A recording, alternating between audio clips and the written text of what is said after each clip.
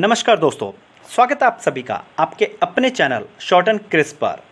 दोस्तों, आज हम बात करने वाले हैं एक ऐसी स्कीम की जिसकी पॉपुलैरिटी का अंदाज़ा आप इस बात से लगा सकते हैं कि यह पॉलिसी पहले बहुत कम अवधि के लिए साल 2017 में खुली थी, फिर इसकी अवधि बढ़ाकर 31 मार्च 2020 कर दी गई थी। अब इसे और 3 साल बढ़ाकर 31 मार्च 2023 कर दिया गया है। ये स्कीम भारत सरकार की एक नॉन लिंक्ड पेंशन योजना है जो कि LIC द्वारा संचालित है। इस स्कीम को पहले प्लान नंबर 842 के नाम से जाना जाता था, जिसे LIC ने अब अपग्रेड करके प्लान नंबर 856 कर दिया है। दोस्तों, इस प्लान का नाम है प्रधानमंत्री वय वंदना योजना। स्कीम में मिनिमम एंट्री एज 60 साल है, यानी 60 वर्ष या इससे अधिक के सीनियर सिटीजन इसमें निवेश कर सकते हैं। हालांकि अधिकतम उम्र की इस स्कीम में कोई सीमा नहीं है। अगर आप सीनियर सिटीजन नहीं हैं तो आप इसे अपने पेरेंट्स के नाम पर ले सकते हैं। यानी अगर आपके पेरेंट्स सीनियर सिटीजन हैं और आप इसमें निवेश करना चाहते हैं तो आप इसे अपने पेरेंट्स के नाम पर अपने आप को नॉमिनी बनाकर ले सकते हैं।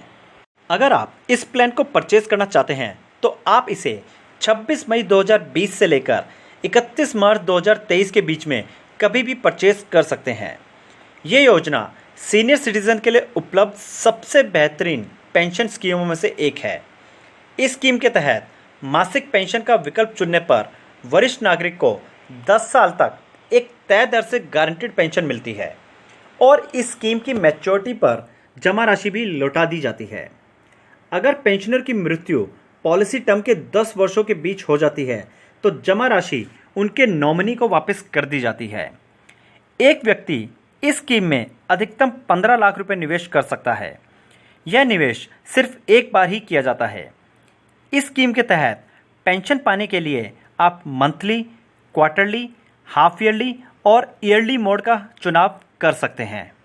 जहां एक तरफ बड़े बड़े बैंक्स FD पर मैक्सिमम 5 से 6% का इंटरेस्ट ऑफर कर रहे हैं, वहीं इस स्कीम के तहत आप ईयरली मोड चुनने पर 7.66% का इंटरेस्ट पा सकते हैं। हाफ ईयरली मोड चुनने पर 7.52%, क्वार्टरली मोड चुनने पर 7.45% और मंथली मोड चुनने पर 7.4% का इंटरेस्ट पा सकते हैं। यानी मिनिमम 7.4% से लेकर मैक्सिमम 7.66% का इंटरेस्ट आप इस स्कीम के तहत गारंटीड पा सकते हैं।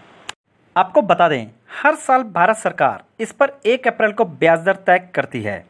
आने वाले अगले 2 फाइनेंशियल ईयर 2021-22 और 2022-23 में इसकी ब्याज दरें चेंज होंगी। अब वो क्या परिवर्तन आएगा इंटरेस्ट रेट में, वो जानने के लिए आपको इस चैनल के साथ बने रहना होगा। इसके लिए आप इस चैनल को सब्सक्राइब कर सकते हैं। जैसे ही इसके इंटरेस्ट रेट्स भारत सरकार रिवाइज करती है, वैसे ही मैं अपने इस चैनल के माध्यम से आपको अपडेट दे दूंगा। फ्रेंड्स, अब हम एक एग्जाम्पल से देखते हैं कि हम कितना इन्वेस्टमेंट करते हैं तो हमें कितना पेंशन मिलता है। मान लीजिए, अगर हम 1,62,162 रुपये डिपॉजिट करते हैं तो हमें मंथली 1,000 का पेंशन मिलता है। अगर हम 1,61,074 रुपये डिपॉजिट करेंगे तो हमें 3,000 एवरी क्वार्टर पेंशन मिलेगी। In case we deposited 1,59,574 rupees तो हमें 6,000 हाफ ईयरली पेंशन मिलेगी। और अगर हमें ईयरली पेंशन लेनी है 12,000 की तो हमें 1,56,658 रुपये डिपॉजिट करने होंगे। अब हम एक एग्जांपल और लेते हैं कि हम मैक्सिमम कितना डिपॉजिट कर सकते हैं और हमें उसमें कितनी पेंशन मिलेगी। मान लीजिए हम 15 लाख रुपये डिपॉजिट करते हैं तो हमें 7.4% के हिसाब से 9,250 रुपये पर महीने पेंशन मिलती जाएगी। अगर हमें क्वार्टरली पेंशन लेनी है 7.45% के हिसाब से, जो कि है 27,750 रुपये, तो हमें डिपॉजिट करना होगा 14,89,933 rupees. In case we want half yearly pension of 55,500, then we need to deposit 14,76,064 rupees.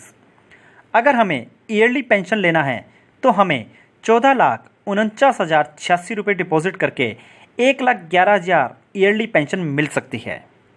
यहाँ पर आपको बता दें कि एक बार जो आप पेंशन का ऑप्शन चुन लेते हैं तो आप बाद में उसे चेंज नहीं करवा सकते हैं।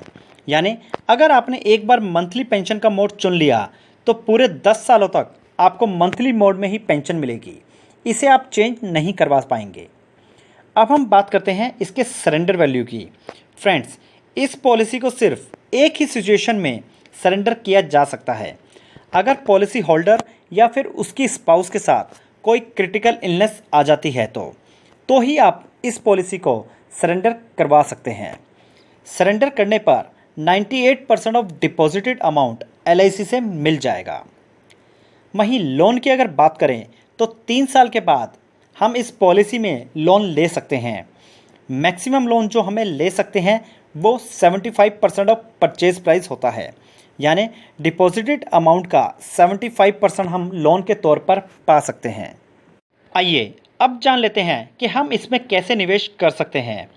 जो भी इस पॉलिसी को लेने में इच्छुक है वो ऑनलाइन तथा ऑफलाइन दोनों तरीके से पॉलिसी खरीद सकता है। इसके लिए यह एक आवेदन फॉर्म भरना होता है। इस फॉर्म के साथ कुछ ज़रूरी दस्तावेज भी अटैच करने की ज़रूरत पड़ती है। ज़रूरी डॉक्यूमेंट जैसे कि पैन कार्ड, आधार कार्ड, एड्रेस प्रूफ और उस बैंक की पासबुक के पहले पेज की कॉपी जिसमें खाताधारक को पेंशन चाहिए। दोस्तों, वय वंदना योजना को LIC की ऑफिशियल वेबसाइट www.licindia.in पर जाकर ऑनलाइन रजिस्ट्रेशन करके भी खरीदा जा सकता है। आपको बता दें, इस स्कीम में सरकार की अन्य पेंशन स्कीमों की तरह टैक्स बेनिफिट नहीं मिलता है। यानी जो भी आपको अमाउंट पेंशन के रूप में मिलेगा वो सब टैक्सेबल होगा और उस पर आपको अपने इनकम टैक्स के स्लैब के हिसाब से टैक्स देना होगा। इस योजना के अंतर्गत अब अधिकतम निवेश सीमा को प्रति परिवार से बदलकर प्रति नागरिक कर दिया गया है। इसका मतलब एक परिवार में पति और पत्नी दोनों वरिष्ठ नागरिक हैं तो वह दोनों अलग अलग 15-15 लाख रुपए का निवेश कर सकते हैं और निवेश का बोनस का लाभ भी उठा सकते हैं। दोस्तों, आशा करता हूँ आपको ये वीडियो पसंद आई होगी और आप भी इसमें निवेश कर इसका लाभ उठा पाएंगे। अब जल्द मिलूँगा आपसे अपनी अगली वीडियो में ऐसे ही कुछ महत्वपूर्ण जानकारी के साथ। तब तक के लिए सावधान रहिए, सुरक्षित रहिए। जय हिंद।